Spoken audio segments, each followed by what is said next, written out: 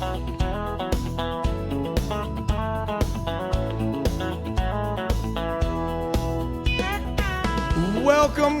everybody, one and all. I am Josh Fuller and you are listening to This Week in Texas Music. This is an extension of our radio show that broadcasts live on 99.7 FM in the Montgomery County and surrounding areas. We have also extended that now to podcast form. We are glad to have you along. Every week we celebrate Texas music. We celebrate the scene, we celebrate the people, we celebrate the new artists, we celebrate the old artists that made this thing possible, made Texas music the powerhouse that it is today. This is a celebration of Texas music, the songwriters, the producers, the singers, the guitar players, the guy that picks up the drumstick when it drops on the floor. Welcome to This Week in Texas Music. Let's get to the show.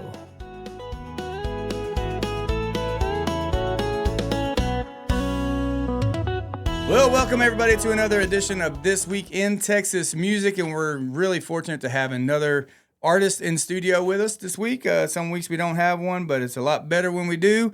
And this week, coming from New Braunfels, Texas, we got Cameron Allbright in here. How's it going? Hey, what's up, man? Going good. Man, not too much. So you grew up in New Braunfels. Yeah. Tell me about that. That's a great place. I mean, so you've been surrounded by music. Well, actually, you're a fifth-generation musician, I heard. Something like that. I don't know who's counting really, but yeah, man, I got music in my family. My dad kind of played around the house growing up and stuff. And my uncle, more traditional country, Richie Allbright is his name. And he's kind of pursued it as a career more so, kind of played his music his whole life. But yeah, New Braunfels, Texas, man, a whole lot of music growing up there, a lot of live music. And that, like, the first 2-3 years I was playing was around New Braunfels, just acoustic gigs in a corner of a bar or at a restaurant or something. So, yeah, man, that's home. That's awesome, man. Yeah. All right, and you're here promoting your new single, right? How Many Sorries? Yeah. How Many Sorries, yeah. And that's off of your debut album that you just released, or it's actually not on the debut record. I put that one out like a little over a year and a half ago. Okay. It's just kind of a single right now, and it probably lead into another album. Maybe. Is it written about anybody in particular? Myself. Yourself, yeah. I think. I don't know. I like to say it's a song about people that say sorry a bunch but never change, and then you listen to it and it's in the first person. So I write a lot of songs about that, maybe. Well, I've got 2 teenage boys, and there's a phase that each one of them went through, and I'm sure I went through it myself, where it's the same thing. You're like, you get on them about something, and they're like, I'm sorry. But I'm like, well, don't say you're sorry. Just be better. Yeah, it's truth in life for sure, yeah. Yeah, that's good, though. I mean, writing about yourself is always the most honest way. So you've been writing for a long time? Man, I think I was always trying to write songs growing up, but I think I wrote my first good one like in high school, and then I sent it to my dad, and he was like, this is a great cover. Like, whose song is this? Oh. And I'm like, oh, it's my song. I wrote it. There you go. I was like, no, you didn't. Like, yeah, I did. And he just couldn't believe it. So I guess that was pretty good, but that's when I kind of realized songwriting was like a thing. It was like, oh, people like sit down and try to write a song. Right. So then I started kind of trying to do that, and it kind of comes and goes. My process kind of changes a lot. But it started kind of. And it's great that, I mean, in Texas, you have a home for songwriters. I did the same thing growing up, and when I got into singing and everything, I was just singing everybody else's songs that I heard on the radio. And then I finally later discovered, oh, wait, I can, because I dabbled in writing my own stuff. My dad always told me I had to write my own stuff. And then I discovered Texas music. I was like, oh, there's a home for me here. It's real inspiring. And then growing up in the motherland of Texas music there in New Braunfels is just no lack of inspiration there. Absolutely. So who were some of your early inspirations? Man, I grew up kind of, on the Texas red dirt, Texas country thing for sure. There's a lot of cross-Canadian ragweed and Stoney and Randy and, those guys. But, and then I kind of got into John Mayer and that sort of thing when I was in middle school or something, and kind of started listening to other stuff and kind of exploring. And, but yeah, it's always kind of been like I don't think my music is really like per se, Texas country. It fits in that box for sure, right. But it kind of colors outside the lines a little bit, and I kind of do that on purpose. Yeah, and I can dig that. I can empathize. I can relate. I still don't know the difference between sympathize and empathize. Yeah, I don't know either. I think one is you feel sorry for somebody, and one is they make you feel sorry for them, or something like that. But for this portion of the interview, I want to dive into all those things you just talked about a little bit deeper here in the podcast later. As you guys know, the podcast will be up at midnight right after the This Week in Texas Music goes off the air here on K-Star Country 99.7. Would love for y'all to tune back in. So before you go from this segment, tell everybody where they can get a hold of all your music, all your information, your list of gigs. You've been touring a lot, so where can they find you? Yeah, I got a website, CameronAllbright.com. There's 2 L's in Allbright. I got to say that a lot. Yeah. You know how many times I've showed up in a marquee says 1 L or something, which I think that's a rite of passage. If I'm on a marquee, that's cool enough. But yeah. Your name isn't supposed to be spelled right on the marquee. Yeah, never. it might never will be. Anyways, but yeah. Okay. CameronAllbright.com, and then Cameron Allbright on Instagram and Facebook and all that stuff. You active on TikTok at all? Yeah, man, I'm on TikTok. Yeah. Got to be on TikTok. Got to be on the TikTok. And I know I'm learning that a lot from the younger artists, especially. They're a lot better at it than some of the more seasoned ones, for sure. But all right, well, thanks for joining us. And we're definitely going to dig into a little bit more about you. I'm sure a lot of people are going to want to know more about you. So y'all make sure that you check him out, Allbright.com, and also get his music. His new single is How Many Sorries. We're playing it right here on K-Star, so be listening for that.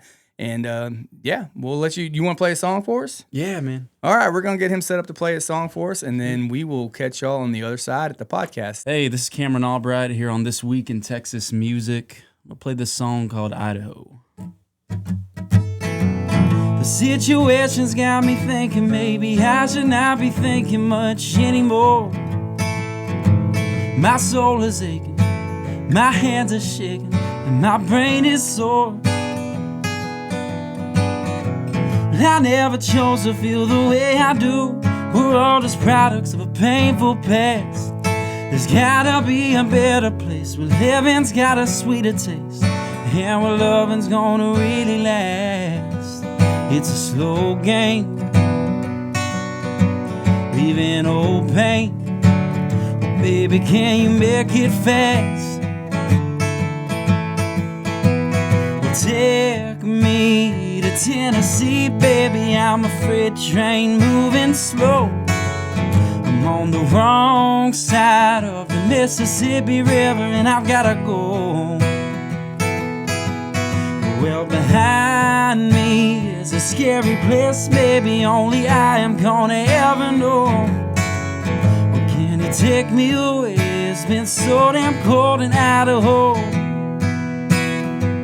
Oh, let's go.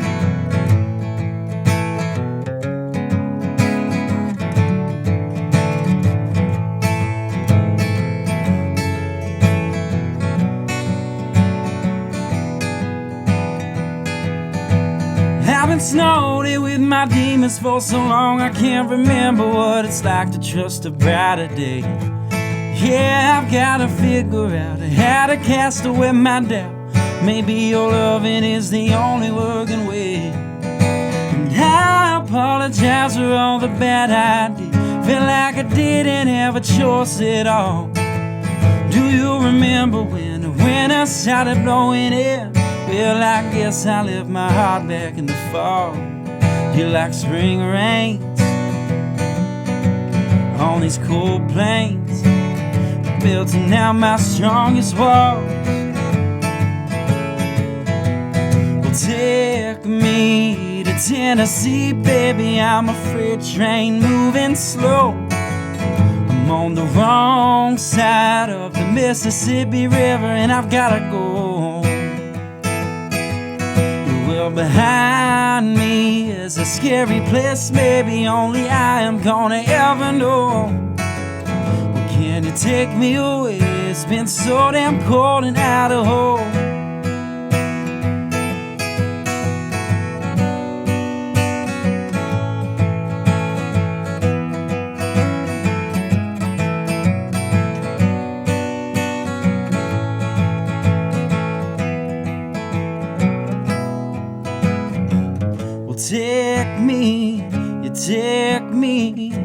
take me away. Ooh.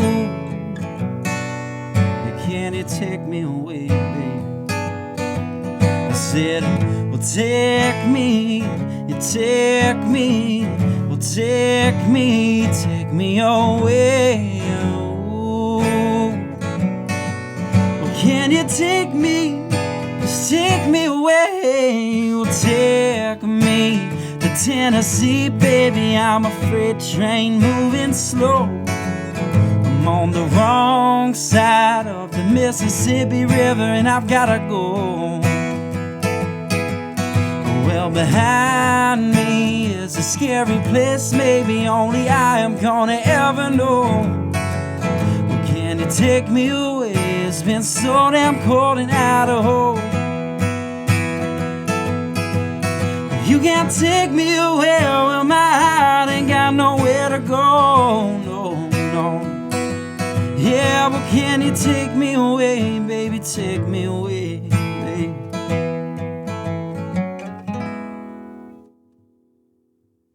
All right, welcome back to This Week in Texas Music, where the podcast continues here with Cameron Allbright, and he just played us a great song. I hope you all were listening for that. If not, rewind, go listen to it again because that was really good. That's not his current single. His current single is How Many Sorries. And have you released some other singles in the past, or is this kind of like the first official, like, going to radio with a single? Yeah, this is the first one, like Texas radio, but... Yeah, no, it's all singles to streaming platforms and, leading up to the last record. But this is the first one kind of out here working it, Okay. Yeah. Good deal. Are you enjoying the process so far? Yeah, definitely kind of something I haven't done, a bit of a learning curve and kind of figuring out, kind of the more the inside baseball stuff with the ins and outs of this industry is kind of interesting. So yeah. It's a lot to it. Definitely putting a lot of miles on your vehicle, I'm sure. Yeah, and I'm not in the van on this solo stuff, so gas mileage is better. I'm in a little Honda Civic. Oh, coupe, there you go. Yeah, you can't coupe. get better than that. Dude, it's like I fill up my tank, it's like $25. It's yeah, crazy. Especially if It's gas wild. is finally starting to get down a little bit, so that's even better. All right, so what is your guilty pleasure when you're on these road trip in Texas? What's something that you'll do every time, whether it's a gas station or a certain fast food or certain place you got to visit if your route's taking you through it? I hate to say it, but it got on the lotto tickets recently. Really? It's just because I got bad influences in my band, like when we're doing full band stuff. But no, not really that. I mean, I like snacks. I got a couple of those questions. What was your favorite snack? Or at the Buc-ee's stop. Yeah. And I think I've been going like the dill pickle potato chips at Buc-ee's, and then I switch it out. I try to drink a lot of water on the road because you can't be like partying too. You gotta say right. Oh yeah, for sure. Especially if when you're doing the shows, for sure. The even the radio tours though, when you're out there and you're spending so many hours just driving, you forget like, oh yeah, I haven't had any liquid in my body in hours. And you stop and you let liquid out, but you don't ever put nothing back in. Yeah, exactly. What is your favorite town to drive through?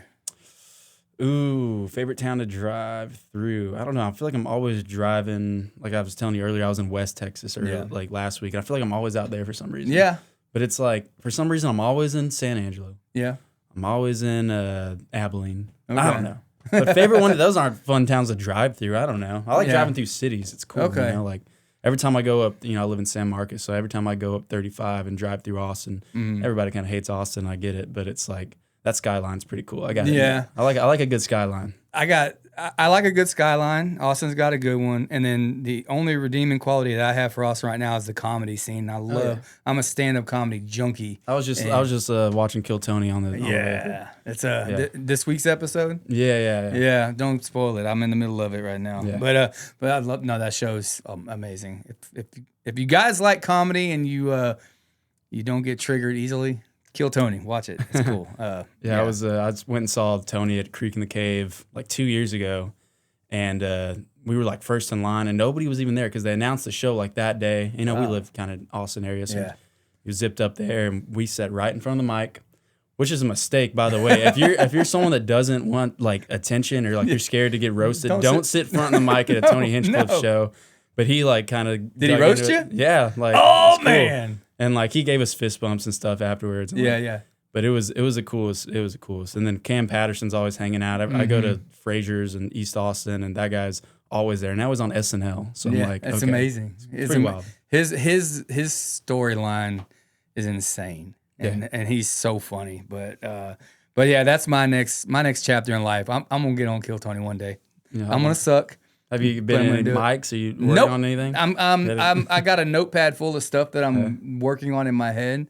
But around here, so just recently, a couple of places have been having some comedy nights. But we don't, unless I drive all the way into Houston, I don't have like comedy that I can just go to. Yeah. And, I'm a little older and I'm busy and I don't stay up late because I do this radio thing at 4 a.m. So I have every excuse in the world holding me back. But I've loved comedy for so long. And then, of course, Kill Tony's inspired a lot of people, I think. And so one day, I'll go do my embarrassing minute, and who knows what'll happen. I'll watch it. I'll watch them all, yeah. No, I love it. It's great. It was a good binge watch when I finally discovered it and then started going back and watching how it developed and progressed. It's pretty awesome. Yeah. So I wonder if there is a place where music could have a similar show. I've been trying to go over this in my head. Like if obviously 60 seconds ain't long enough, and you don't really want to roast a bunch of people trying to sing. So it couldn't be a copycat, but it'd be cool if there was he's doing so much for young comedians and up and comers. It'd be cool if there was a a music show that could do the same for young artists that, obviously it's an expensive dream to have. Yeah. So it'd be kind of neat. And I don't mean your American Idols and all those things, like something more underground. Yeah, I think I've seen a few people doing something like Road Dogg Texas. Okay. I don't know if you've seen my buddy Billy. He's got this social media page called Road Dogg Texas, and he does a lot of media for country Texas music, a lot of interviews. But he just started doing the Road Dogg. I forget the name of it. I got some buddies on it, but it's kind of a competition deal. Okay. And there's a panel with celeb like Sam Canty from Treaty Oak was on it. Okay. So like there's a panel, and you get up and you play like original song or something, and then they kind of just like judge you, and then somebody ends up winning. And I think there's rounds. I'm probably getting all this wrong, but go check it out. It's Road Dogg TX, and they're doing something. I don't know. One thing I learned about social media is even if you do it wrong, you're doing it right because at least it gets engagement. And then if you can have everybody come in and be like, "You're so off. Thanks for the engagement. Bye." Yeah. Thanks for it. You don't have to be right anymore thanks to the way social media works. So I guess that's a good segue into social media. So you said you're definitely on the TikTok and you have to. How active are you? I haven't gone and checked your socials myself. Man, compared to some people, not that active. But New Year's resolution this year, I'm like, you know what? We're posting 3 times a week. I'm really trying to step that game up because that's kind of like everything. It's the biggest it's the biggest billboard you got. It's free too. I was talking to somebody about this the other day, and it's like I used to kind of look down at it, because I don't want to do it really. Yeah. It's like I never signed up to be a content creator too. I want to be a songwriter and be on a stage somewhere, but you got to do it right, and it's free too. It's a free billboard. You never know what could happen, what you could post. That could pop off, and I got a bunch of friends that have careers just because they posted one video. So it's crazy. You can do it that way. We have a local guy here, and you might have run into him through your travels, Tyler Tillman, and he was at a Mexican restaurant on karaoke night, and he decided to just jump up and sing a song, and that was his most viral video yet. And you just never know what's going to kick off, man. I put my most viral video was a couple weeks ago, and I posted a video of the end of a police chase. Didn't even have nothing juicy except a bunch of cops around the car or whatever. And instantly got up to 45,000 views. I was like, man, I've poured my heart and soul into music. I've done a bunch of AI content. I've done so much trying to create content. And then it's the stuff that just happens right in front of you spontaneously. Those things just go. Phew. Tell me about it. Yeah, I feel you. Who are some other artists, I guess, right now, some guys you're running around with? Like, you mentioned your buddy that has that podcast, or who's some other, we could use this as a way to just kind of throw some other names out there to just kind of give some people some props that are doing some good stuff out there around you. Yeah, kind of me and my buddies, Hank Weaver and Ashton Naylor, we kind of come up together in San Marcos at Cheatham Street, and we're all kind of a part of a Dreamer Management now, and which is Randy Rogers' management company. Yeah, and those are kind of my buddies. Always got to shout them out. But man, there's so many like talented people in the game, and it's like I learn about somebody new every day, just like I said, scrolling through TikTok or whatever. And but yeah, so everybody's killing it. I guess I'm in kind of Conroe area. Shout out to the Bottomland boys. Yeah, they're killing it, and they are. It's funny because now I'm having a hard time remembering. I know Justin and Cannon, and Cannon. I'd play a venue here in town, and he'd be standing in the corner, and he'd be playing for nothing, tips, and now killing it. It's like wow, you just never know. And I talk about people you're coming up with and stuff. So I'm from way back in the day. But I did come up with Scooter Brown Band. Josh Ward had already been about 5 years ahead of us, but we were still all kind of grinding the same hole in the walls as each other. Cody Johnson would come down for a little while and do open mics with us here. And so it is always amazing that the people that you just have no idea which ones at that time are going to explode. And then you look back, you flash forward to the future and like, holy crap, all right, yeah. True. Yeah, you just never know, man. So that's pretty awesome. Yeah, good on you for giving them some shout outs. Hopefully they're doing the same for you too. Yeah, maybe. I don't know. And I got a 20-year-old and a 16-year-old. Both of them love, I don't know where they get their music, but every time they finally come to me, I'm like, you got to find this guy's music. They're always right. And it's good stuff out there. Like Treaty Oak, you're not going to hear them much on radio. But they have a humongous following. Yeah, it's insane. And they're doing like arenas and they went on like an East Coast run with and then my buddy Parker Ryan opened it, and they're doing like arenas on the East Coast, like thousands of miles away from home, and it's just packed. Meanwhile, all the adults in the room are going, "Who?" Yeah, maybe insane. It's crazy. I don't know. Yeah, those are good people. Sam, good guy. He shouted me out one time, like a week after I posted or I put out my first record. Sam posted one of the songs, said this ripped, and I'd never met him, and I was like, "Thanks, dude, cool." Man, that's awesome. Yeah, I every now and then I get the fortune to play with some guys. Like last week, I did a house party. I got a buddy, Michael Berry, who does house parties at his house sometimes, and he's friends with all kinds of artists. And so Sundance Head was there, Corey Morrow was there, Dub Miller was there. Being from San Marcos area, you're a little young for it, but maybe because you come from so many people. Dub Miller is definitely a guy that cut a huge path for people like Corey and Pat and all those guys. And so it was really cool to just get to hang out with them. And every now and then one of them will say something that could be taken as a compliment about something you do. And you're like, yeah, Corey did it to me. I was playing one of my songs and he leaned over to my buddy and he's like, who wrote that song, man? That's a good song. And so at the end of it, Michael had to be like, Corey just gave you the best compliment. You don't even know. And I was like, well, I know now. Thanks, Corey. I appreciate it. So anytime you get someone like that you look up to, that you respect a lot, that can throw out a compliment for you, you just like, yeah, that's cool. It's a cool feeling for sure. Yeah, feeling accepted amongst your peers. Yeah, and it gives you confidence to keep going. It's like I can't. There's some people that have changed my life by doing that. You know, speaking of Randy Rogers and just kind of being like, hey man, I think you can do this. I think you got it, and like.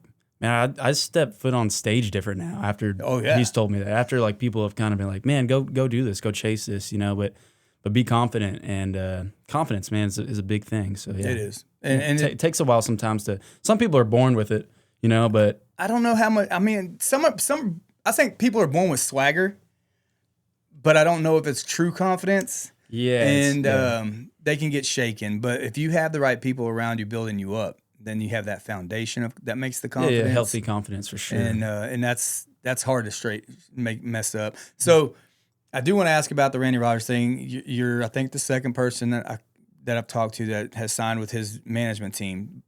I'd never got the fortune to do something like that. So we just hear is like, oh, he signed. Oh, cool, that's great. What kind of led to the day of? Like how did Randy discover your music? Or did you go to him? You don't have to get too inside baseball, but just kind of like the overall. If someone was looking out, wanting to say, "Oh, this is how it happened," what exactly kind of was coming up when that happened? Yeah, well, like I said, I kind of got my start at Cheatham Street Warehouse in San Marcos. You know, it's really historical. It's where George Strait got his start, and so many people. Where Randy got his start, and Randy owns Cheatham Street. Okay, yeah, I knew that. And so he might have known my name or something from there. And I grew up in New Braunfels. Randy lives in New Braunfels, you know. And but I had the song called "Any Part of Life" is a title track to the record I put out a year and a half ago, and he heard it somewhere. I know it was kind of spinning on some radio stations around Texas, but I just got a text one day. Hey, bud, Randy Rogers, "Any Part of Life" is a jam. Holler if you ever need anything. Okay, cool, man. What's up? I need something. Yeah. Didn't really holler at him, to be honest. Yeah. Like, thanks, man. But it just so happened we were playing they call it a Jub Jam up in Dallas at Longhorn Ballroom, which is a benefit. And we were both on the bill. And he watched our set, and he was like, "You want to get coffee this week?" I was like, "Sure." And then just kind of started talking and introduced him to some of my friends and told him what was going on. And I'd been working with my manager, who's a part of Dreamer. His name is Alec. Mm-hmm. Been working with him for 4 or 5 years now, and kind of introduced Randy to him, and then Randy was just like, "Hey, I've been wanting to start a management company. Let's do it." Man. So that was I don't know, like 10 months ago or something. It kind of really happened real fast. It kind of got everything together, but that's awesome. Having that asset's cool, and that person to go to for advice, and but it's like, it's at the end of the day, it's like you still got to go out there and do the work, mm-hmm. and you still have to make good stuff. Yep. And respect the art and respect songwriting. And it's for him, it's always been about songs, and that's what Cheatham Street kind of is with Kent Finley back in the day. Absolutely. Was always about writing songs and writing good songs. So that's what we care about. Yeah. Yeah. That's good, man. I like it. How many people are in your band? We're on a 4-piece. Okay. With Steamboat, we brought we're in a 5-piece with 2 guitars, and one of them was a baritone guitar, which there's no reason for a baritone to be on any of my stuff, but I don't know, it was cool. And it sounded good, didn't it? It sounded good, yeah. Yeah. So, we have fun with it. It's like kind of adapting from the record to the live shows. I got a bunch of keys on my stuff, and we've kind of had keys players come in on a few shows, but for the most part, it's kind of been with the same. The rhythm section really they've been the most stable, and then we kind of, the lead guitars we got a few guys we rotate, but yeah. That was a struggle I had when I was recording. Was I felt like I didn't want some instrument played that I wasn't going to be able to replicate on stage.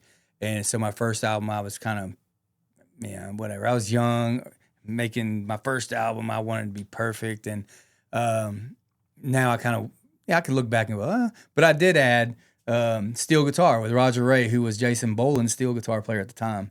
And I'm glad I did that. Yeah. But at the shows when we're playing them live, I was like, I really wish we had that steel part in here. And my guitar player is amazing, and he can do a lot.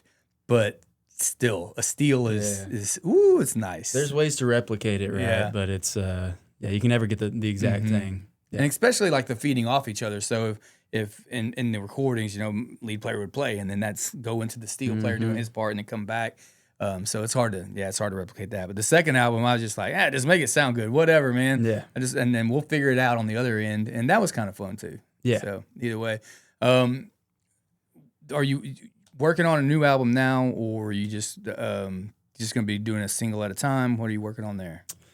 I like listening to records. Like when I'm driving, I put on an album and I listen from top to bottom. Mm-hmm. And I've always, I'm always thinking about this route, I'm going to create a record, and it's going to be like the record, whenever So that's like kind of my dream. So I'm always thinking about that. But man, I've got a few songs kind of, ready to go, ready to release, and definitely we'll put out some singles, and then at some point it'll lead into a full length record. Right. But yeah.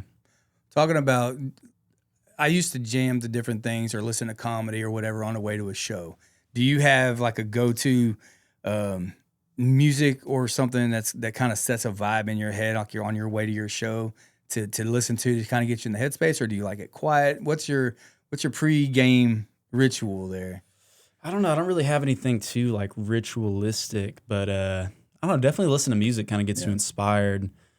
I kind of listen to less music than people might expect though, because it's kind of like you got to be careful being a songwriter. Yeah. And it's kind of just a lot. Sometimes I like to just sit there in the silence and get my thoughts together. But if I'm really digging like an artist or a record or something, I'll definitely put it on and get hyped up for sure. Especially if you're opening for them, right? Like, you never know. Same thing you would do if you were a fan. Yeah, right. You listen to it on the way to the show, on the way back from the show. I would listen to anything except I mean, most of my stuff is country centric, right? I would listen to anything except for country on my way to a show. I'd be jamming out Metallica. Yeah. Heck, I'd listen to Beastie Boys. Anything. It just gets me it gets that adrenaline pumping and gets me hyped up because I do put a pretty big emphasis on putting on the show, right? I know what I'm going to sing and play, but I want it to be I want to play a show and perform, and that usually get me in that right headspace. But yeah, or comedy. We would listen to a lot of comedy in the band on the way up to shows. It was awesome. All right, well, cool, man. I'm trying to think of some other stuff. What did you say you got your degree in? You told me off camera. Electronic media, whatever that means. But yeah. So you got your degree in it and still don't know what it means. No, it's like I could produce this podcast maybe, Okay. you know. I'll let you do that. Yeah. Yeah. You hiring? Yeah, it's free. It's an internship. Yeah. Well, I skipped all the internships and started playing music. So maybe I still need to work on that plan B. But yeah, man, I'm always kind of interested in cameras and film and photography and stuff and storytelling. Yeah. You know, so I wanted to be like a filmmaker. I wanted to like work on documentaries or something, or like do that sort of thing.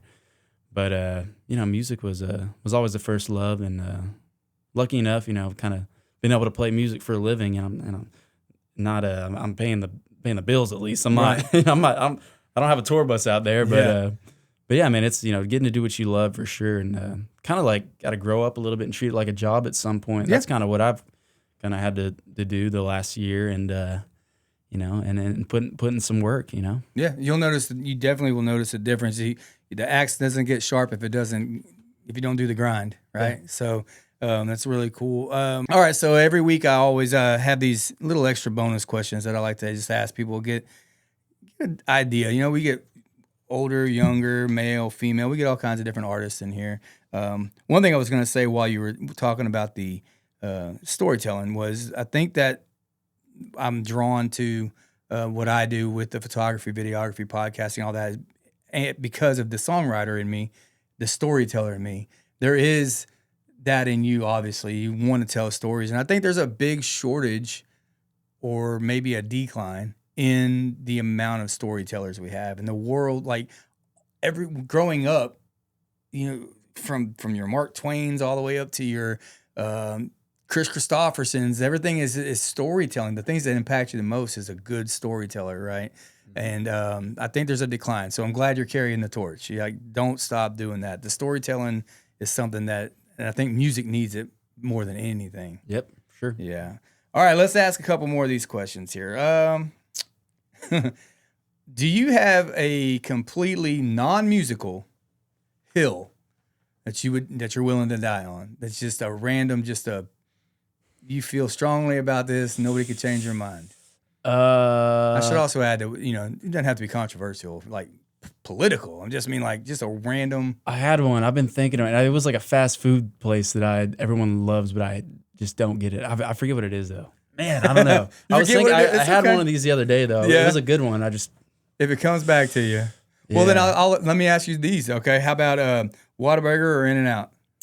Dude, honestly, like I'm a Texan, but In-N-Out. Right. I don't know. Like I'm just. You're not the only one. And I didn't like In-N-Out the first time I tried it. Yeah. But something about it, I don't know. It's just like, it's all like when me and my girlfriend go out to eat or like eat fast food, we're eating In-N-Out. Like I get the same thing every time. What's In-N-Out putting in them burgers to make you? I don't know. But you know what it is too? It's like fresh ingredients is what I was told. I feel like growing up, Whataburger was like a respectable institution. Like I hope we're not sponsored. But like, I don't know, like if the employees, like when you go will never be now. Thank you. Yeah. When you go into an In-N-Out, like they're like, you know, dressed up, they're like prim and proper, and they're like classy, and they're like working, and it's everything, like it's the same every day. Yeah. But Whataburger's just hit or miss, and like you never know what you're gonna get. You're not wrong. You're not wrong. It's kind of, In-N-Out gives almost a classic, the old 50 diner type feel. Yeah, you're right. No, mention how they dress up and all that. And then Peyton Howe was in here a while back, and she was like, man, those ingredients are so fresh, though.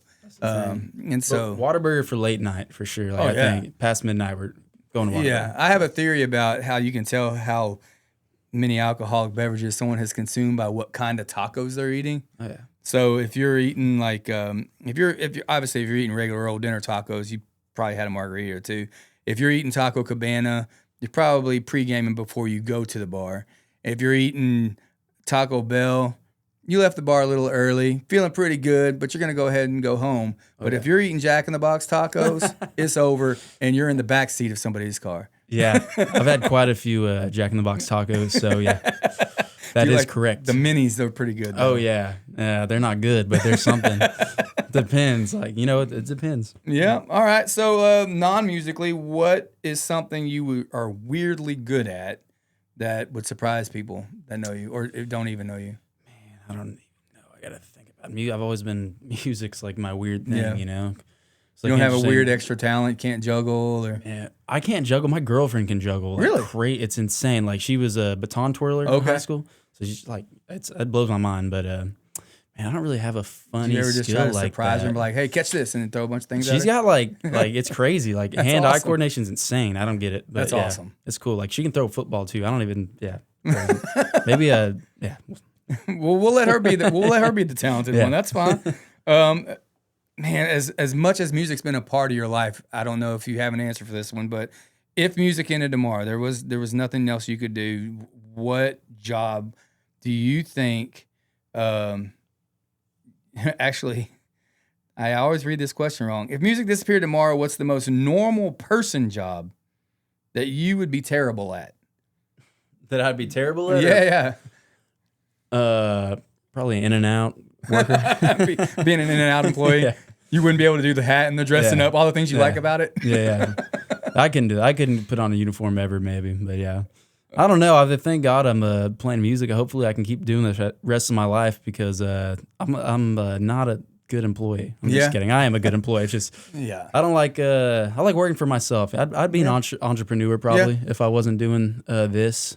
I'd maybe have my own company and be doing something. But I always wanted to do something creative. I'm talking about storytelling and so I'd probably be doing that.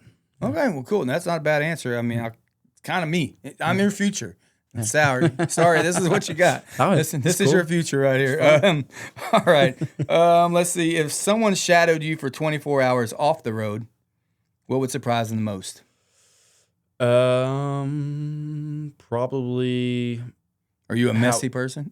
No, not really. If you saw my car right now, but I've kind of been living out of it for a couple of weeks. But surprise the most. I know these are good questions. That's why they're hard to answer. Yeah. But definitely different questions. Probably how little I sit down and play the guitar at home. Okay. Because and I'm trying to do that more. I'm trying to wake up and like start writing. Yeah. And just get in that habit. But they'd probably be surprised that I'm not just sitting around playing guitar all practicing all day. Yeah. I don't know. When you're playing every weekend, that's kind of becomes your practice, and you want to get away from it on the weekdays. But I'm trying to force myself to sit down and, like I said earlier, treat it like a job and like anything, and just strengthen the muscles, sharpen the iron. So yeah, I was guilty of that as well. And then I'd be mad at my band because they didn't practice a certain song. Did you practice? And knowing I did not practice that same song. Yeah. Because I would practice the singing part and the memorizing the lyrics part, but I wouldn't pick up the guitar and just play and get better at guitar. Yeah, I really wish I would have maybe taken some lessons when I was younger and learned, because I want to be, everyone wants to be John Mayer, just shredding the electric guitar up there. Yeah. And I don't know. I've gotten okay at it, but that is a thing I want to get better at, is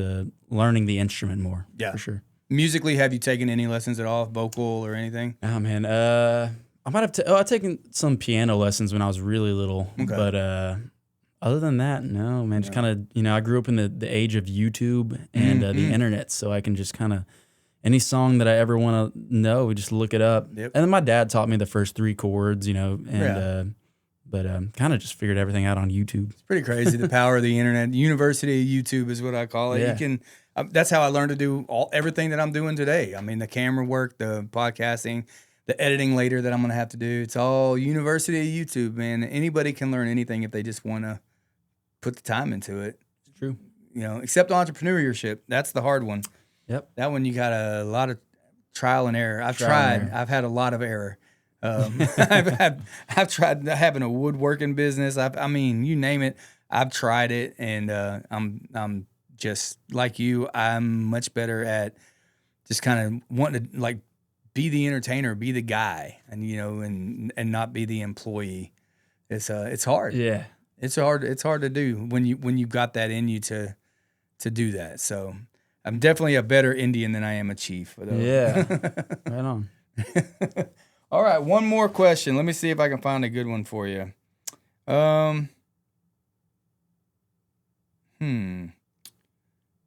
What's a rule you follow that you know makes you sound insane, but you follow it anyway? Are there any rules out there, any lines in the sand that you make for yourself and other people are like, dude, you're crazy? That's where you draw the line? I like to make people think on this podcast. These are tough questions. Yeah, I've never thought about this. And this is when I wish that I had like one of my band members here to go, you don't realize you do this, but you do this, and it's super annoying or something. But I'll grease the wheel for you. So I've been with my wife for 30 years. Long time. I have this thing where I won't eat or drink after anybody, including my wife, who I kiss on the lips. Yeah. I hold her hand, all these things. I know it makes me look insane that I won't share her drink. If she takes a sip out of my drink, that's her drink now. I'm not drinking it. It's not going to happen. I feel you. I was kind of, I think I've changed a little bit in that way, but I used to be that way. My dad is that way 100%. He's super OCD. Like he won't, but, I feel that. I kind of relate to that. That's a good one. I grew up on a farm and we had, it was a little bitty house and no AC, no heat, no nothing. Just, it's a farmhouse. There's critters. There's bugs, there's whatever. And I just, if I drink a water, I drink the whole water. I don't leave it for later because you just don't know what's going to touch it. Yeah, I feel that. So that somehow carried over to people's germs as well. Yeah, the other day we were making like pasta salad or something, and we were like rinsing the pasta to cool it down or something. Anyways, I ended up dropping all the pasta on the floor, and we really wanted that pasta salad. So I picked it all up. And I rinsed it like, I'm not even kidding. I might have rinsed it 50 times. I'm like, and my girlfriend's like, I think it's good. Like, our floors are pretty clean. Like, it'll be good. Like, and I just like, no, one more. So it's just like that OCD thing. Head. Like, I just kind of, and I think it's good. And even eating it, I'm like, I don't know. And I don't even think I ate it, but it was probably fine. That's just, one of those weird, like, quirk things. Yeah. And I'm sure I got so many of them. It's just like, you need other people in your life to tell you. Sometimes you don't realize it, right? Yeah, you need other people like, hey, you do this. They just think you're insane and you don't even know. Yeah. Like, dude, you're crazy. Why am I crazy? I ain't telling you. Yeah. All right. Well, man, I appreciate you stopping by, hanging out with us, and get with your bandmates so that you can get some answers to questions later. Yeah, man. And then the next time you come through town, you can maybe I'll ask you the harder ones. Man. I wish I could have had some more answers, but I like to surprise people with stuff, make you think. Actually, I just like to. You never know. You just don't know what people, if they're like you, if you share a common weird quirk or something, and you just never know what some of these questions can just bring out of people that a lot of people just don't know that about you, right? They see the guy on the stage, they see the guy in your regular radio interview, and how'd you write that song Blue Skies? Well, I looked up and the sky was blue. You never know what there is, and I really like to. That's part of what I try to do on the show is just trying to like get into. Who are you? Absolutely. So I appreciate you being patient with me and answering some of those questions. No, man, it's good. Good talk. Had fun. Quick, tell everybody again where they can find your music and all your stuff. Yeah, Cameron Allbright on all streaming platforms. 2 L's in Allbright. CameronAllbright.com. Cameron Allbright on Instagram. Cameron Allbright on Facebook. I got real lucky with all those handles, those tags. It's because of that second L. That's what it is. Yeah. Everyone's got the 1 L, and I'm the only person with 2 L's, I think. If there's another 2 L's, I might be related to you out there. I met a chick, it was Allbright, Brecht, but she pronounced it Allbright. Oh. And I was like, why? Well, that's fancy. Yeah, I don't know. She's too it's fancy. German. And that Allbright came from Albrecht, 100 years ago. Yeah, and they changed it when they come to Ellis Island or whatever. Yeah, that's what they said. Yeah, like my grandpa and them were Polish, and his name was still long and spelled weird, but it was double that when he came over here. And they're like, we're just going to cut it off at the middle. That's your name now. Yeah, next. Next. All right, thanks for joining us, and thank y'all for joining us on another episode of This Week in Texas Music. We'll be back at it again. You never know who's going to stop by, and we're here for it, and we're glad you are too. So download the podcast, share the podcast, and all that good stuff. Subscribe to it. It's on YouTube. It's on Spotify. It's on Amazon, it's on iHeart, it's everywhere you get your podcasts, so you have no excuse. Go listen to the podcast and share it with your friends. We'll see y'all next time.